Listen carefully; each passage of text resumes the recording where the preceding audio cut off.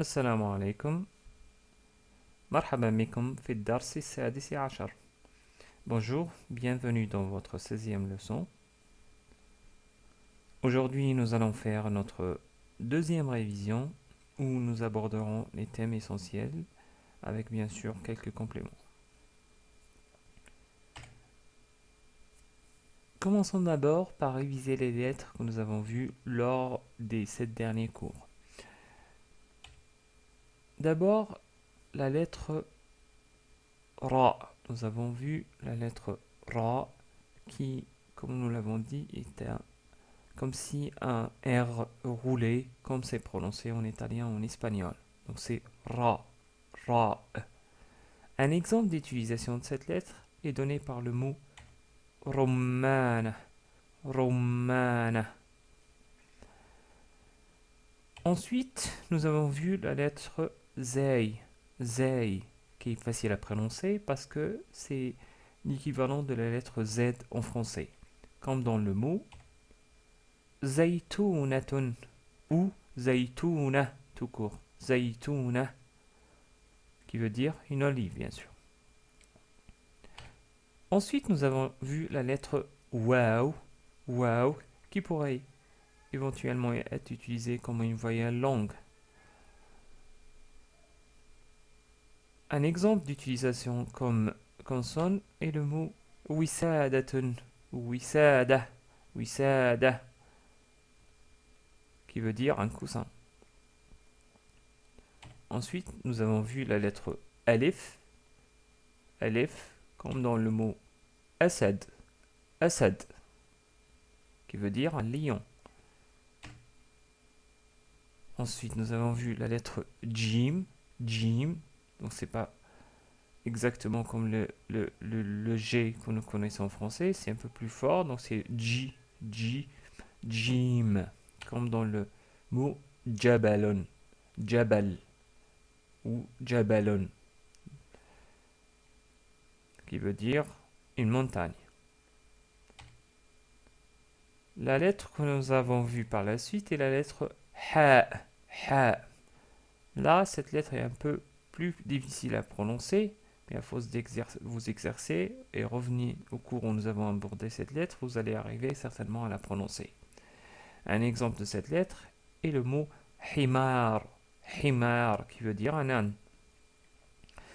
Ensuite, nous avons vu la lettre Kha, qui est plus ou moins connue dans les langues latines comme en espagnol ou en allemand, comme dans le mot khobz, khobzon ou khobz, qui veut dire du pain.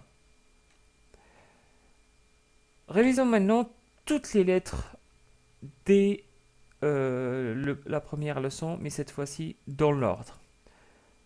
Donc d'abord, Alif, Ba, Ta, Fa, Jim, Ha, Kha, Dal, Val, Ra, Zay, Noun, Waw, et enfin Ya.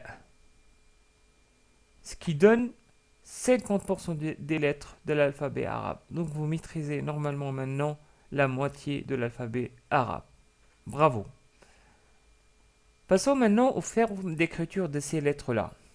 Je vais essayer de vous simplifier ces formes d'écriture en rassemblant les lettres qui ont la même forme d'écriture. Je vais d'abord commencer par le alif. Regardez, le alif est très simple à écrire. On distingue principalement deux formes d'écriture, car le alif ne s'attache pas à la lettre qui la suit. Du coup, la forme initiale est équivalente à la forme isolée et la forme médiane est équivalente à la forme finale. Une petite remarque là, ne vous occupez pas si vous ne voyez pas le hamza au-dessus de la lettre alif, parce que la lettre alif peut être présente sans le hamza, par exemple, quand elle est utilisée comme voyelle longue. Et si vous avez besoin de plus de détails, revenez au cours qui concernait la lettre alif. Ensuite, la lettre waw, elle ne s'attache pas aussi à la lettre qui la suit. Donc, on distingue aussi deux formes d'écriture. Ensuite, les deux lettres del et del, pareil, ne s'attachent pas à la lettre qui leur suit.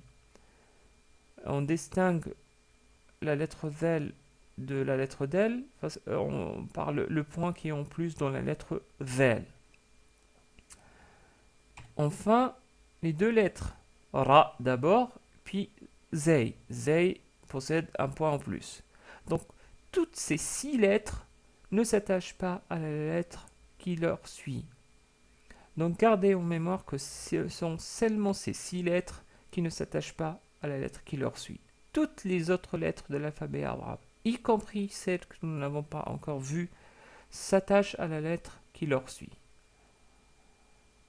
Voyons maintenant les autres lettres de l'alphabet arabe. Nous avons vu la lettre Ba qui possède un point en dessus et la lettre Ta qui possède 2 points mais en dessus. Pardonnez-moi, la lettre Ba, un point en dessous. La lettre Ta, 2 points en dessus. Et la lettre Tha, 3 points en dessus. Et toutes les autres lettres s'attachent à la fois à la lettre qui leur précède et à la lettre qui leur suit.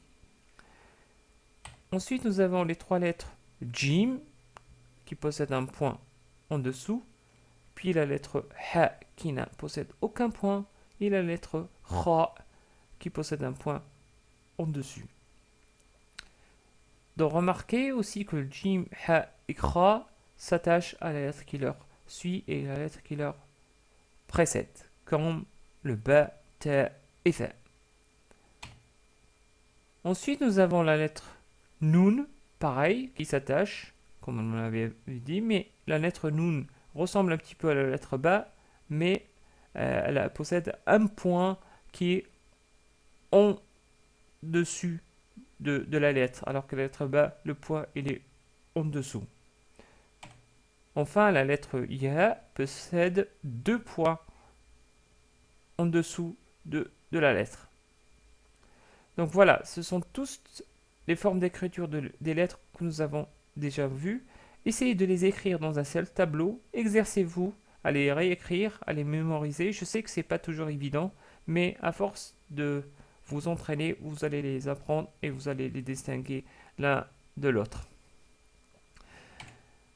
Avant de quitter ce chapitre concernant les formes d'écriture, je souhaiterais quand même faire une petite remarque. Certainement vous l'avez remarqué, mais je préfère le préciser pour vous éviter les erreurs. Je vais prendre les 4 lettres Ta, Alif et Jimira pour construire le mot Tajir. Tajir. Donc j'applique les règles. Pour la lettre Ta, je l'écris au début, je la laisse ouverte pour l'attacher à la lettre qui la suit. Le Alif s'attache à la lettre qui lui précède, mais ne s'attache pas à la lettre qui le suit. Donc, du coup, il n'y a pas un trait après la lettre Alif. Ensuite, la lettre Jim s'attache à la lettre qui la précède et la lettre qui la suit. Et enfin, la lettre Ra, dans sa forme finale, qui s'attache à la lettre qui la précède. Essayons d'attacher le tout. D'abord, le Ta au début. On attache ensuite le Alif. On sera tenté après d'attacher la forme Jim qui est au milieu au Alif comme ça, puis le Ra.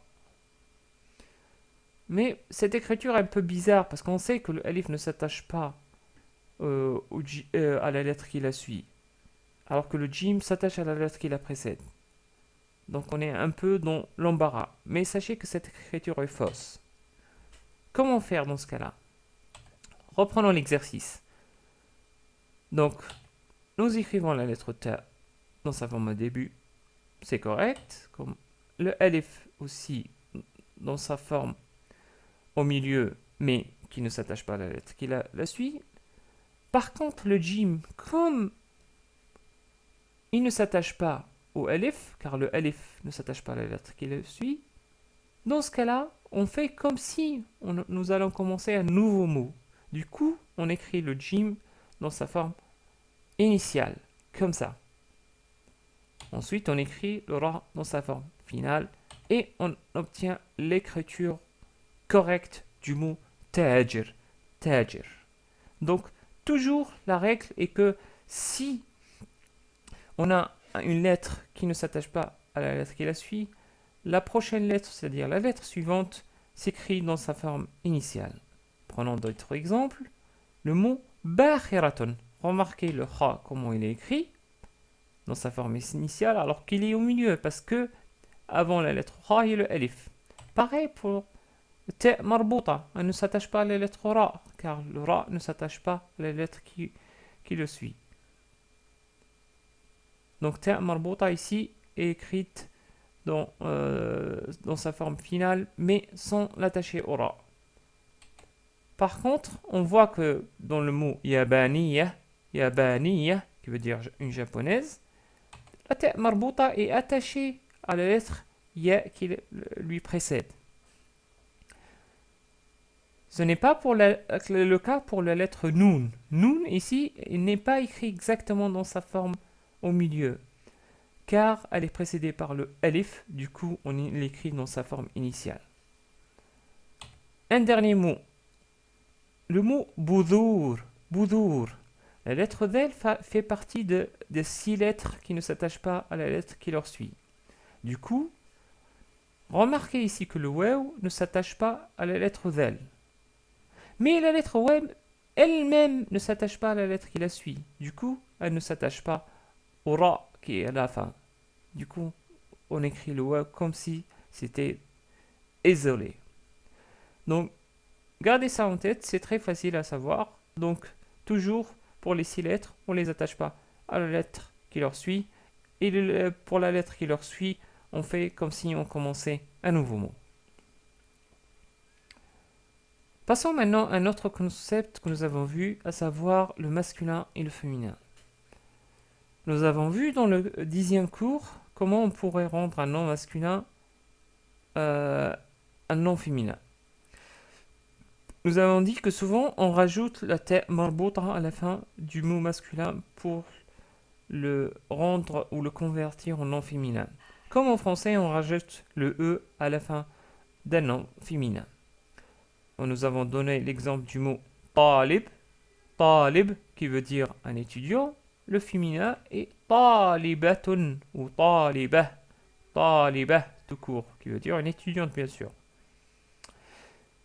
Ce n'est pas toujours le cas, c'est-à-dire on ne peut pas toujours utiliser la ta marbouta à la fin. Il y a d'autres formes de féminisation.